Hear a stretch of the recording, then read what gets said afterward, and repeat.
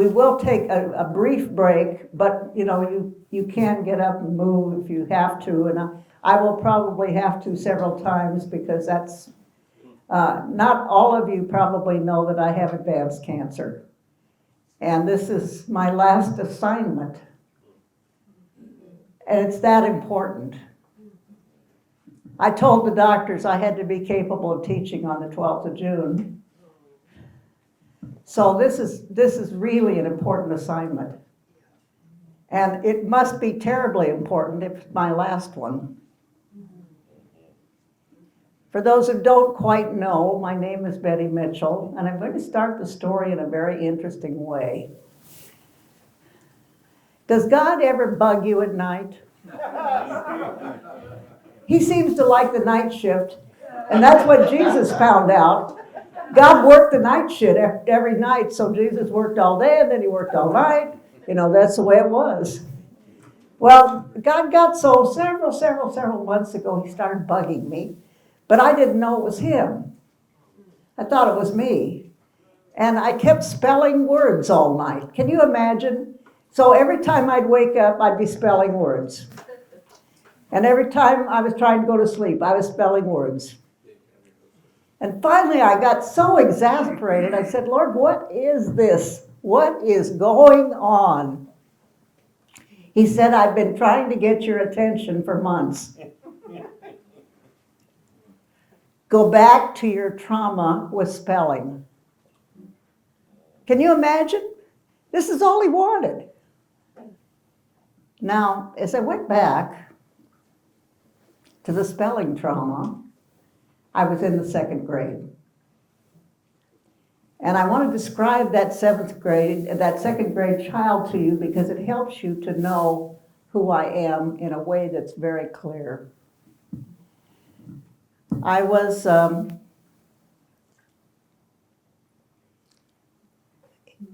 very sick. I had streptococcus infection. In those days, that was terribly serious and you could easily die from it.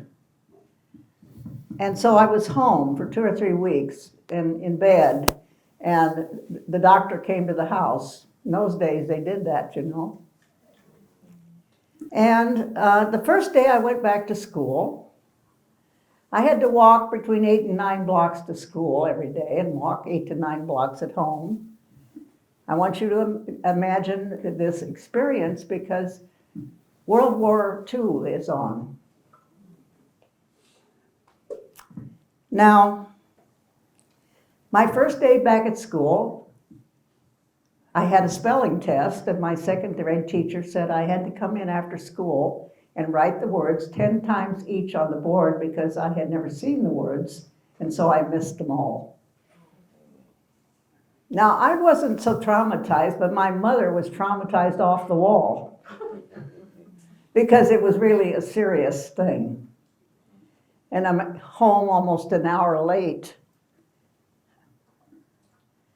And when I got home, she made sure that I never went back to that school.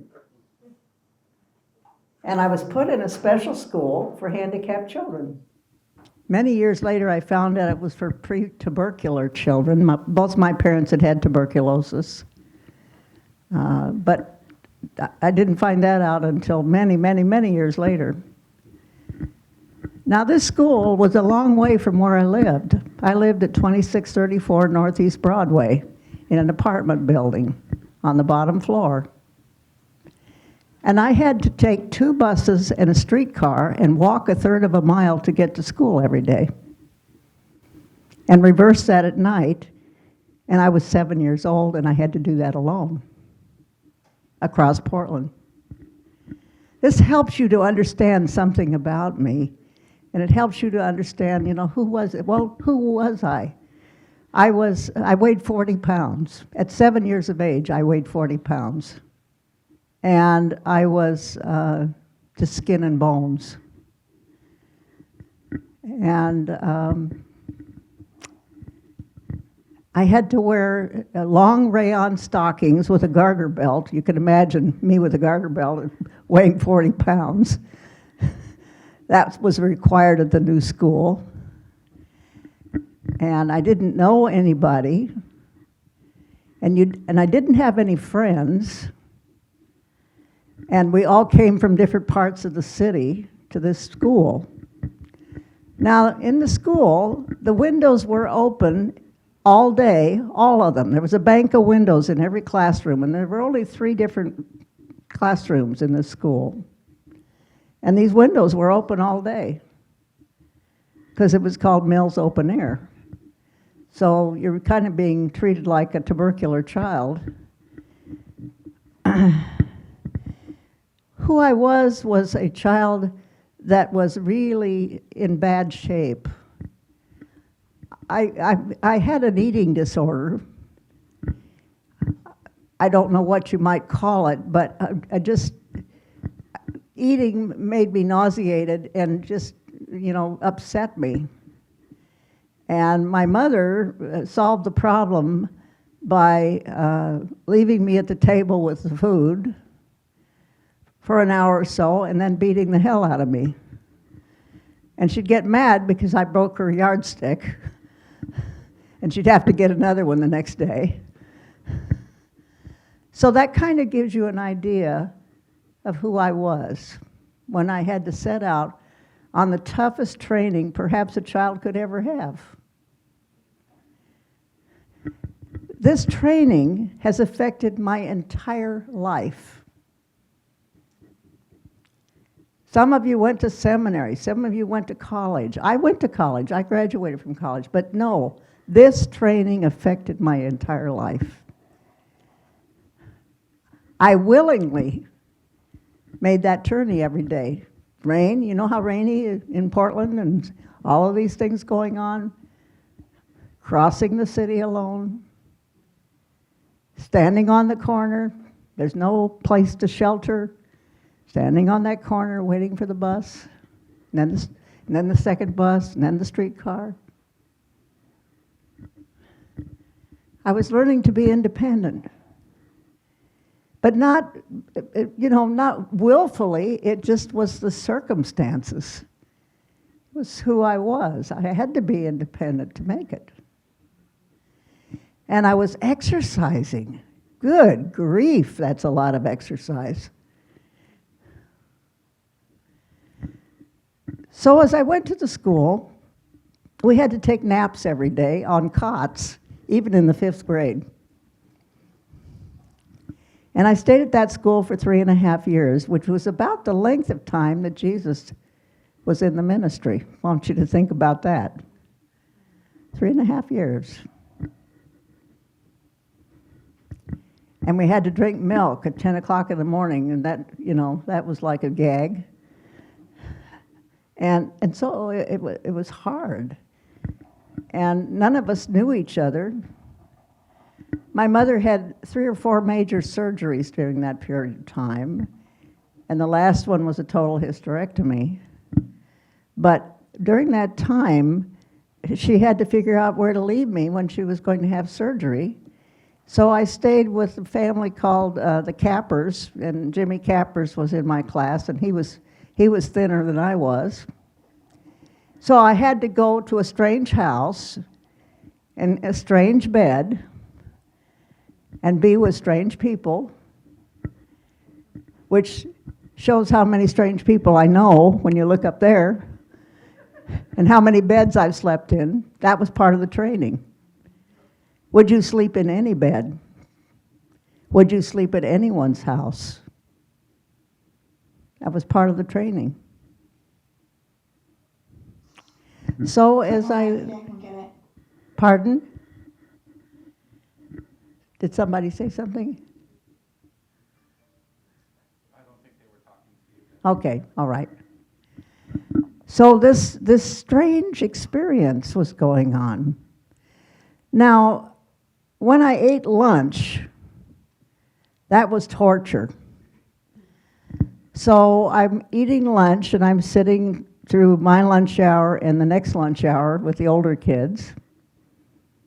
And so what I did is, every time one of the older kids went by, I swatted him on the butt. Because I was lucky if my mother only hit me on the butt, but I'm acting out something, I'm telling somebody something, and they, of course, don't know what's going on.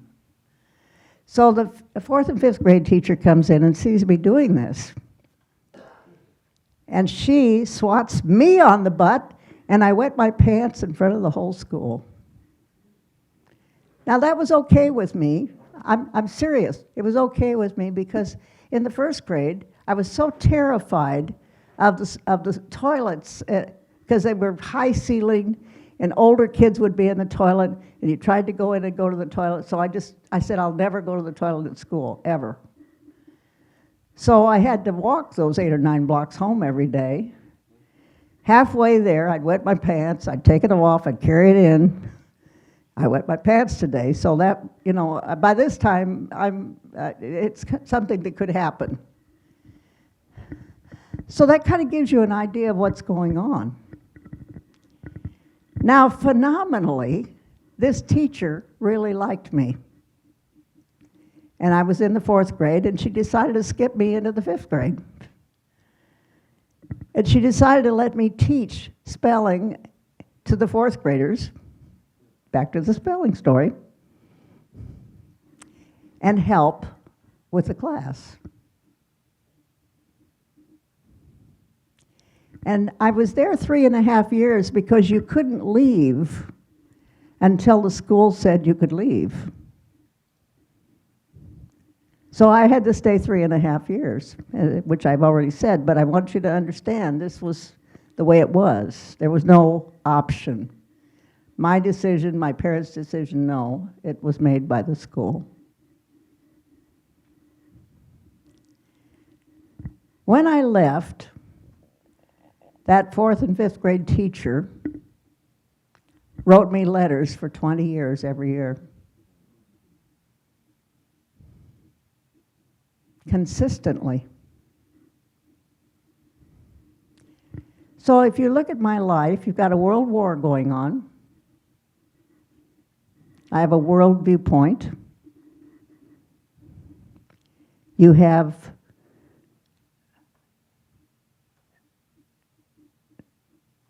something going on in the spirit realm, because in the ministry I wrote thousands and thousands and thousands of letters. At least 200 a week. I want you to think about that. You guys might think you've got it tough, but that's really tough.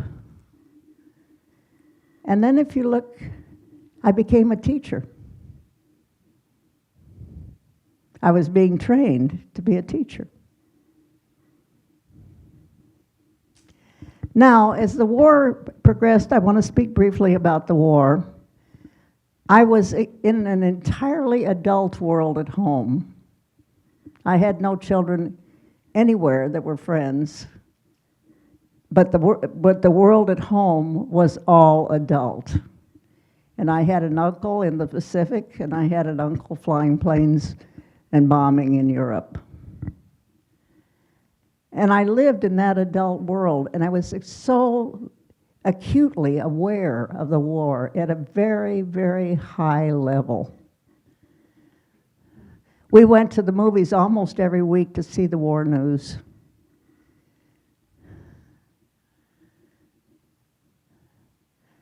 So this worldview is very, very important to who I am. And I say this because it's going to be important to who you are. Because when you leave here, I'm going to give you a world assignment. So this is not just a boring exercise. It's something that's going to change your viewpoint and your world to the bigger picture. Now, I told my mother, I was between 7 and 8, closer to 8, I said, it's time for me to be baptized. Tell the pastor. She told the pastor, and the pastor said I had to be 12. But there's a world war going on that evidently was really a serious request on my part. I sent her back 2 more times. She told him 3 times that I said it was time for me to be baptized. Finally, he said, well, she can be baptized if she can take the class with the 12-year-olds and write the answers herself in the booklet. So I did. So on the day of my baptism in the morning, and this is an immersion in the Christian church, Disciples of Christ, in case you wonder, where was this and how did that happen? And I said, in the morning I had to go forward, and the pastor asked me if I accepted Jesus as my personal Savior, and I said, I do. And then he gave me the right hand of fellowship. And that's the last fellowship I ever had. He never spoke to me personally at all. He never related to me as a person. So here's this 40-pound child being baptized in a white robe. I don't know why I knew this, but I knew it was time for me to be baptized. So this influences my life quite dramatically, and it will influence your thoughts about children. And I want us to look at that as a really serious issue. When do we train them, and how, and do we talk with them, or just at them? Now, there's one other thing you need to know. I went to First Christian Church for over 30 years. I started when I was 3 years old, and you had to go to church because Sunday school was in between. And so I listened to the pastor, and he had nothing to say that was important. I listened to the music, which my mother liked the church because of the music, and that wasn't the way it was going to reach me at all. It wasn't going to happen. But there was more stained glass windows in this church than any church in Portland, over 70 of them. And in the sanctuary, to the right, was a picture that's going to influence your life today. Jesus in the Garden of Gethsemane. And underneath the scriptures, not my will, but thy will be done. I spent every hour I was ever in that sanctuary only studying that picture.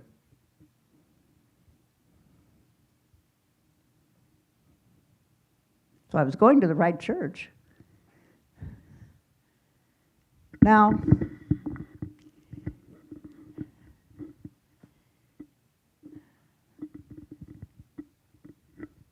on a side note, I got married at 17 and stayed married to him for 62 years. And interestingly enough, he went to Mills Oventair for 6 months as a child. Not during my time, but he was there. And he didn't know anything about my picture. He didn't know anything about the window. We only dated 3 weeks before we got married, and he went overseas for 2 years and was in Japan. Now, what happened was this. The first Christmas, he sent me the painting of Jesus in the Garden of Gethsemane,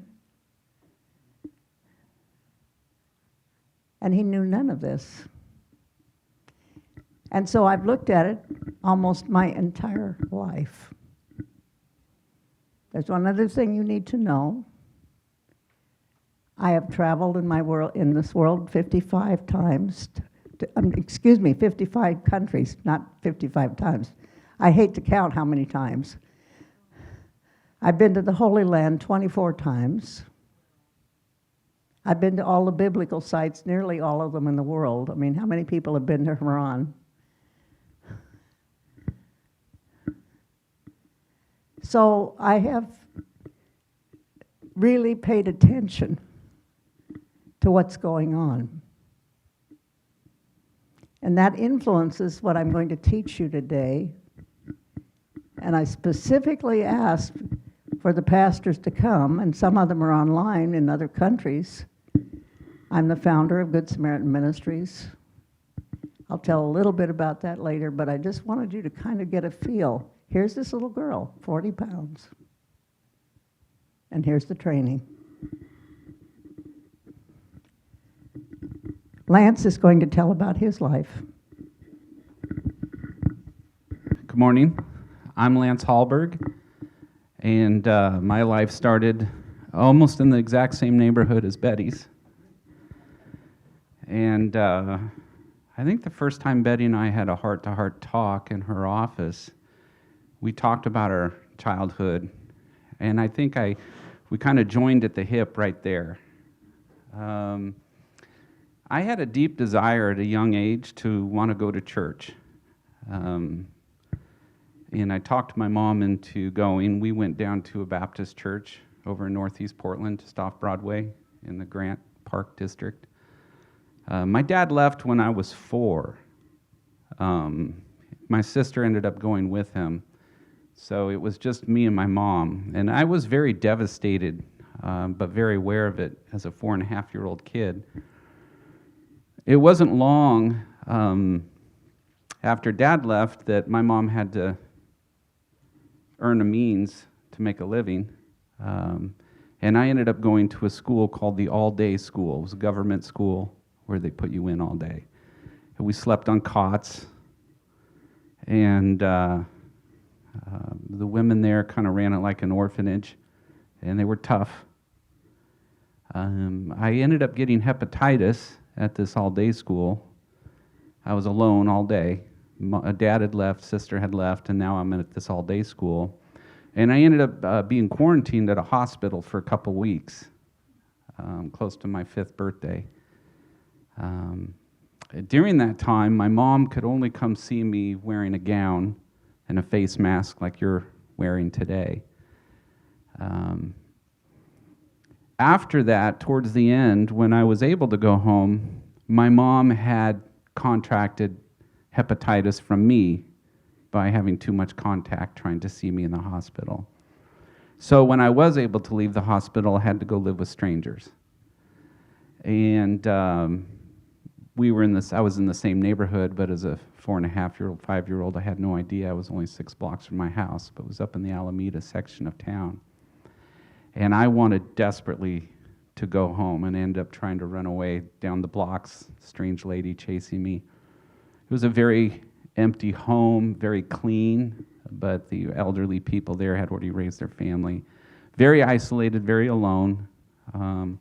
By the time my mom had gotten better, she had also contracted mono, and so it just kept going on. And my great-grandmother lived another 12 blocks away, and she was in her 80s, and I went to go stay with her, and I lived upstairs in the attic on a big sleigh bed that was in a quasi-bedroom attic of her house. And ended up staying there all summer, and then that launched me into spending many summers living with my great-grandmother. But I can tell you something profound happened during the trauma that created the deep hunger. You know exactly what I'm talking about when I say the deep hunger.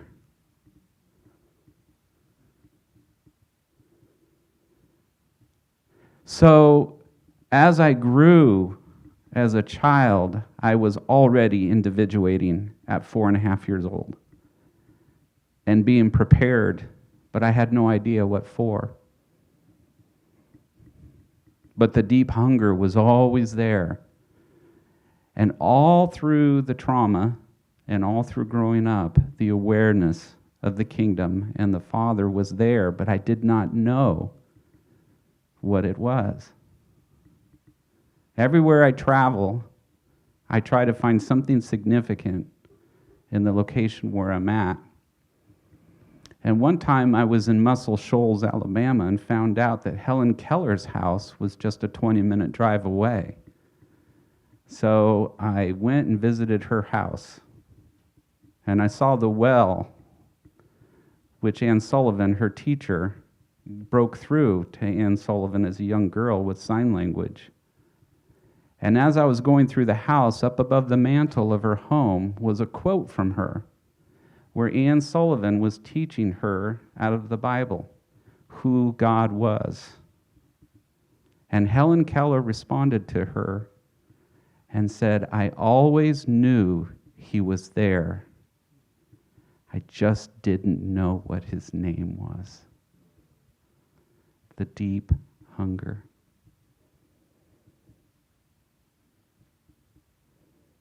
When I was a senior in high school, I went to school at McKay, which is less than a mile from here, grade school, and I went to school at Whitford, which is less than a mile from here, and graduated from Beaverton High School barely, which is a little more than a mile from here. In my senior year of high school, just before my senior year, I was deeply moved on what my rest of my life was going to be about. And the deep hunger came back so great, it was like the giant ball chasing Indiana Jones in Raiders of the Lost Ark. And I gave into it.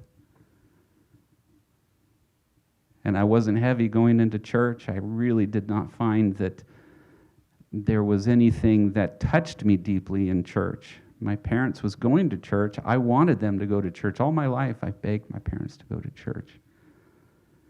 And we went to a very small church. I visited there, started going when I was in 6th grade, but as I got older, my parents did not push me, which I'm so thankful for to this day. So as a senior in high school, I never attended church, ever. But the Spirit was completely all over me. And I found the deep hunger being satisfied, and I shared my faith, and I shared everything that I believed in with every person I could, all through the community and all through my high school, and found that the kids in the high school were coming to me because they had heard that I knew God. And when I graduated from high school, all of a sudden my big aspirations to become a rock bum and go to Yosemite, because I was into mountaineering and rock climbing. I had already climbed Mount Hood and other mountains. I found that that wasn't good enough. And I wanted to give my whole life to God. But I didn't know what that meant. I didn't know how to do that. So I made the move to go to Bible college. And I'd let the Bible college tell me how to do that.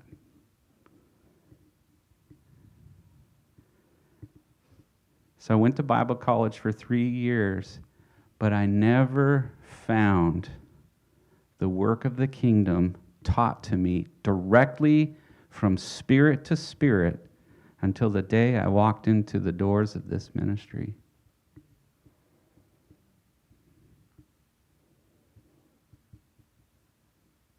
So that's my story that has brought me to this ministry and led me and called me to the work of the kingdom and being a Samaritan.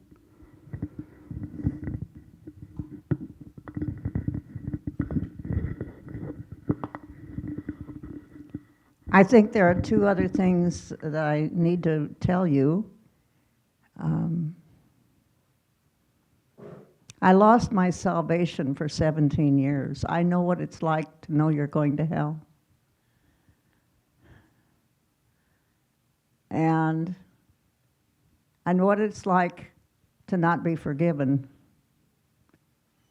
and totally never be taught that you're forgiven forever.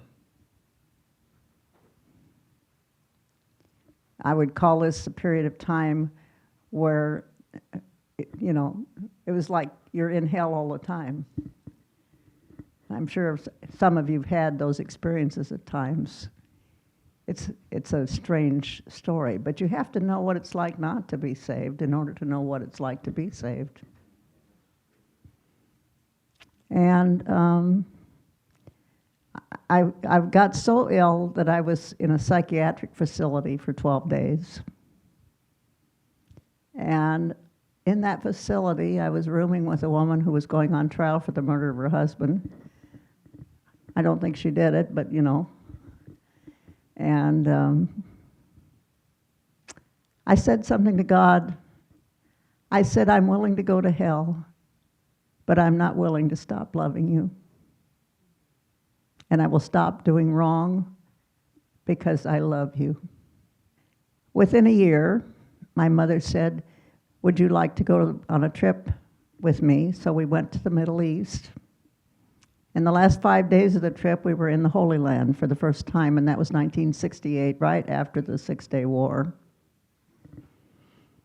It's my first trip out of the country, her first trip out of the country. The guide said, would you like to stop at the Jordan River? And I said, you know, we both said yes. My mother was quite ill. She drank water in Egypt, and so you can imagine what her illness was like. And we were in a car with a guide. Hardly any tourists at all in the Holy Land, and this is October. It's dark. We stop at the Jordan.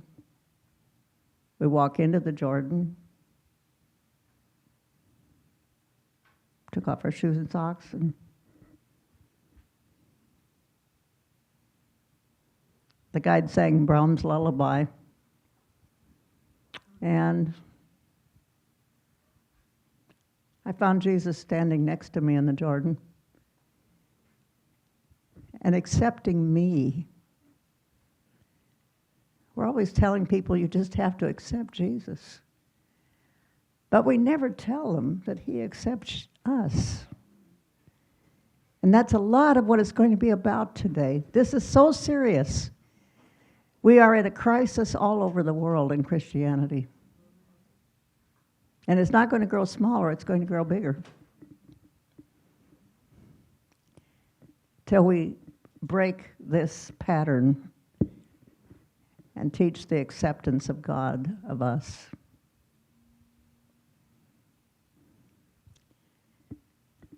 In 1976, something that had happened to me, just to kind of give you a feel for it. You know, a lot of people talk about the gift of tongues, and I know some of you probably wish they'd stop talking about it, and other people, you know, say, oh boy, that's a change of life, hallelujah, and blah, blah, blah, blah, blah, you know, and it kind of drives us all crazy. St. Paul said it was a lesser gift, thank God. But I want to tell you something. I met a man that I could trust. And I met him in a strange set of circumstances at a church. He was speaking, and he was a scientist. And he said, I was making peanut butter sandwiches for my kids, and I received the gift of tongues and the Holy Spirit. I said, that man I can trust. He's going to tell me the truth. He's going to say so. I went to a church that didn't even talk about the Holy Spirit. It's like it wasn't in the Trinity. You know, we're all Trinitarian, or whatever. But you know, you didn't ever speak about that. That just wasn't even considered. In fact, you never spoke about Jesus either. You just kind of spoke about social action and all this other stuff. So anyway, I let him pray with me, and I received 2 syllables, only 2. And at the time, I was teaching a course in the Bible, 2-year course. Every book in the Bible I taught at the community college adult ed program. And I taught 150 students a week.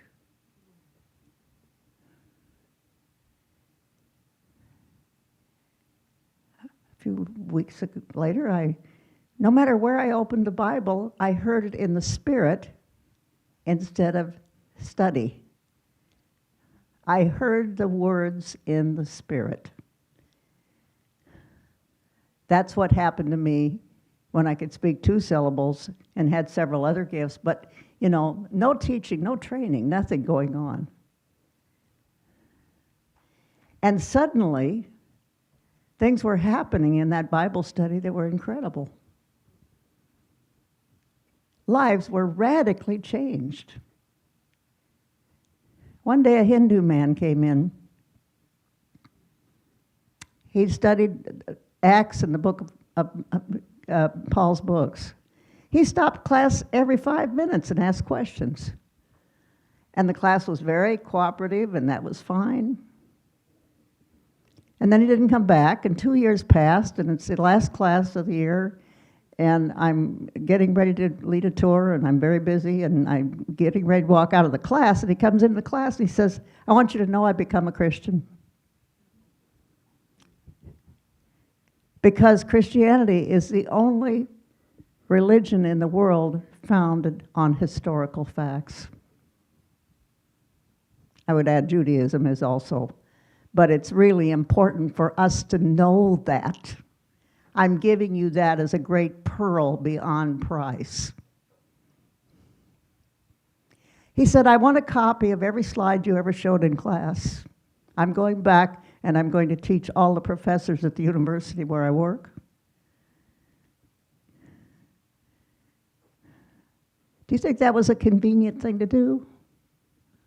Take all those out, go over all of them with him, have copies of all of them made, and I was leaving in 10 days to lead a tour. That wasn't very easy, was it? But I just kind of thought I'd throw that in so you'd see and understand. Many things are possible, and many ways are possible for people to finally get it. So anyway, in 1976, my mother had decided we were going to go to Iraq. We couldn't get in unless we went through Great Britain and went on a tour from the British. And so we signed up for this tour. We were going to be in Iraq for 16 days. Dr. Joan Otis of Cambridge University was leading the tour and was an expert on all of the Iraqi antiquities. And I was there to study biblical archaeological sites. Now,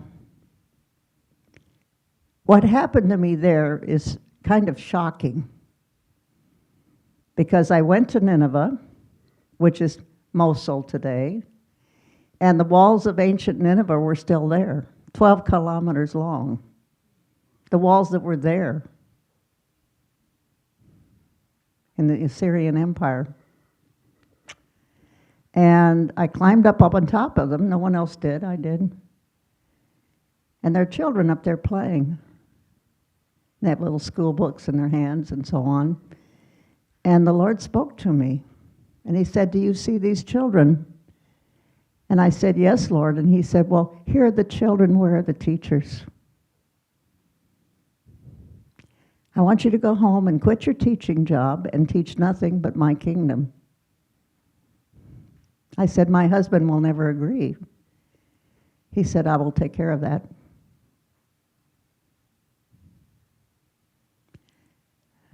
Two or 3 days later, I was at Erbil and walking past a little girl in a pile of rubbish on the oldest archaeological continuously inhabited site in the Middle East. And she has a little sack in her hand, and she's going through the rubble looking for something worth saving. And he said, that is who you will teach. And then I was at Ur, where our father Abraham first left. And at Ur, he told me every thought in my brain was negative and judgmental. And I'd been listening because I'd been highly traumatized. I'd led a tour before, and some serious levels of trauma had occurred. We'd been held hostage. One of the women's little children died. I mean, there was serious levels of trauma, and so I was just silent. And he said, this is what I want you to do. Now, my brain, and I'm saying this because I think a lot of people have this brain condition, they don't know what to do about it.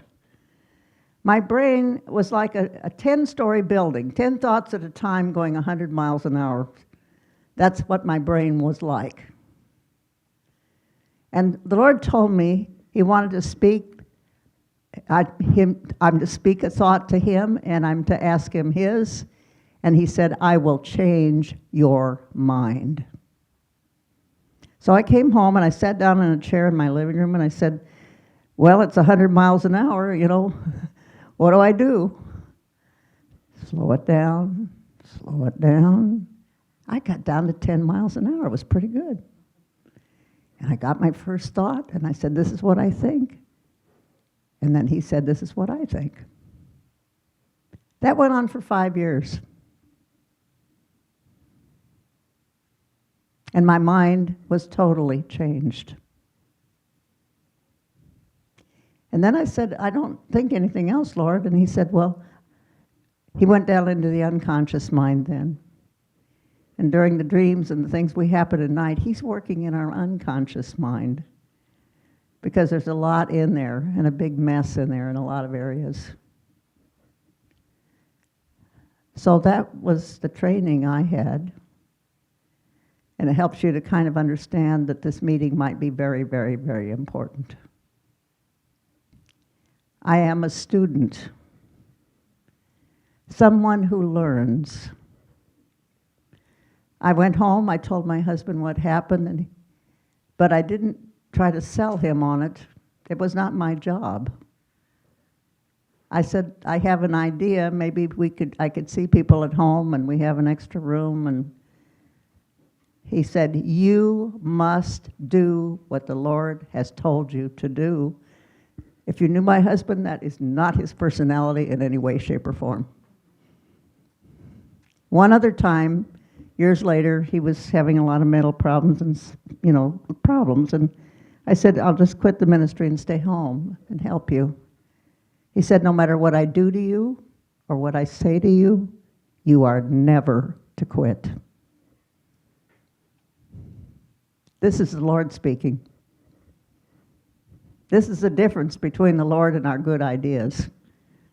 Which brings us to the point of, do we understand we are under authority? Very powerful question, isn't it?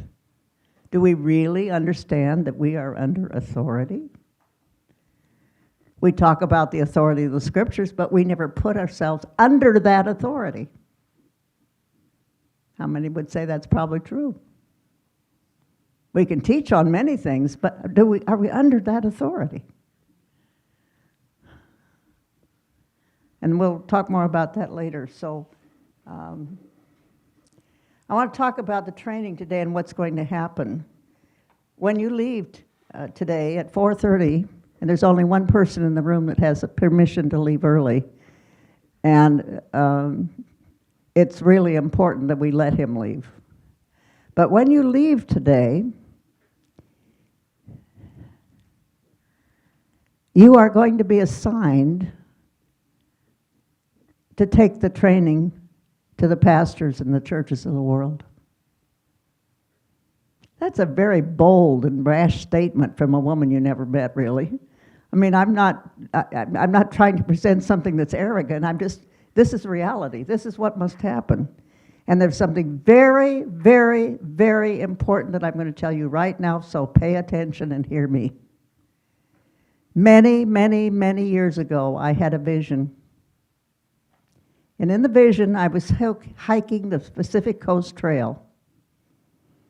And there was a path going off the left, down into a vale.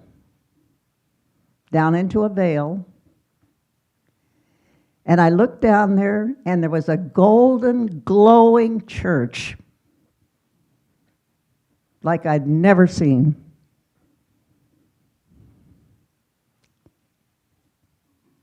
And this is my last assignment, to set in motion you to know that the time of that church has come.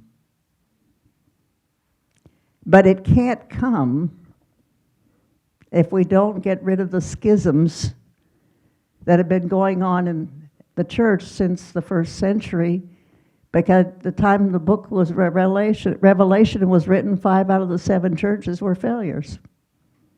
And we're not understanding at all. And these schisms are not just now, They're all the way through church history. We get it, then we don't get it. Then we get it, then we don't get it. How many would kind of agree to that because you're smart enough to know that there's a truth in that? And if you've done anything to study church history, you know there's a great truth in that. Now, I was told I was to come home and quit my teaching job. I was a teacher. I was a certified teacher in the state of Oregon. That meant giving up my income for life. That meant a lot of things. How many times have we not made the right decision because it would interfere with our security? Probably more times than we'd like to count. Out of fear, out of whatever. So this is where we are now. I became a person who researched. I looked for something. When I came home from Iraq, I knew only one thing about the kingdom of God, and this is very, very important. Only Jesus taught nothing but the kingdom of God. I knew that. That was something I knew. What it was, how it was, what to do, I knew nothing. Now, I decided that I would do research. I would learn. And the first research I ever did was in Kansas City, Missouri. We lived there 3 summers in a $60 a month apartment without air conditioning. And my husband was taking a master's degree there. And I said, every Sunday I'm going to go to a different denomination, and I'm going to study that denomination.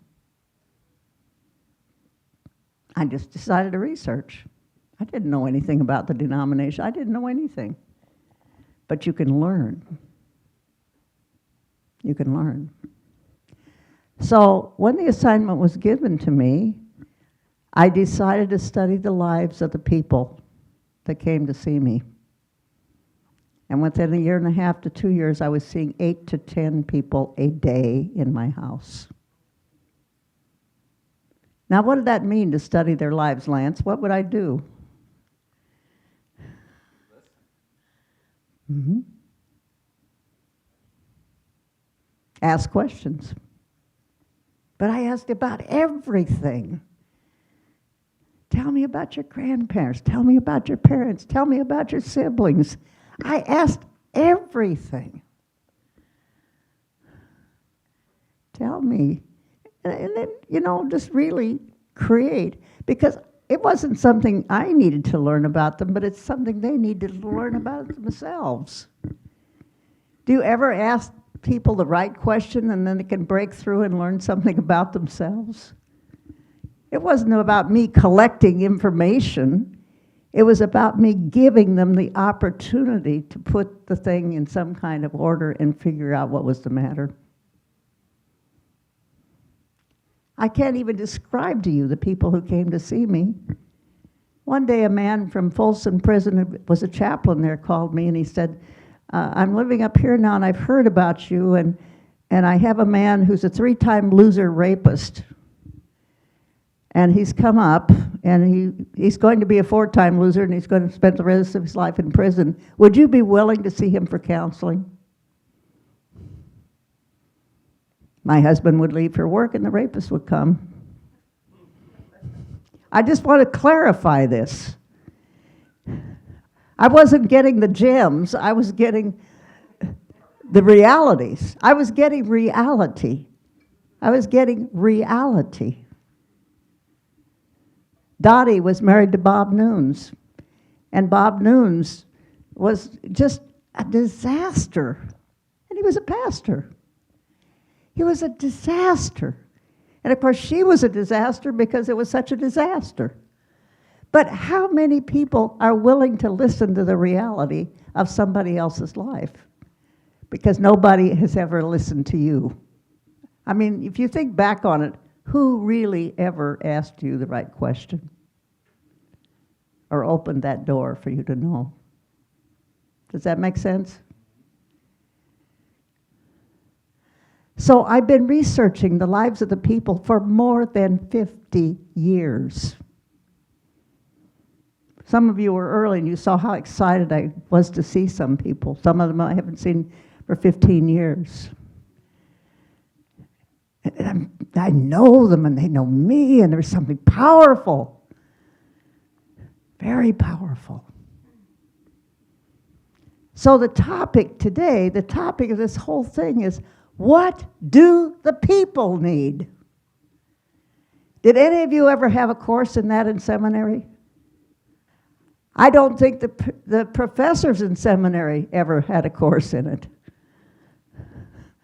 So I'm a world expert in what the people need, and you have gathered at the end of my life for you to share with you vastly what I needed, what I found out they needed. I mean, this is a really serious conversation today that will change your whole focus and enlarge you and make you a greater person for the rest of your life. What do the people need? And you're going to get advanced training. You don't have to fool around with mechanics or BS. I'm not a BSer. You'll soon find that out. It never happens. So, you know, why have they come from North Carolina today for this class? You know how many excuses people had that they couldn't come? It's so funny. If Jesus was speaking, they'd still say they couldn't come. And I'm not saying I'm Jesus, trust me. Okay, let's take a break. I get this toilet first. And the rest of you, let's be back in this room ready to go in 10 minutes with no excuses.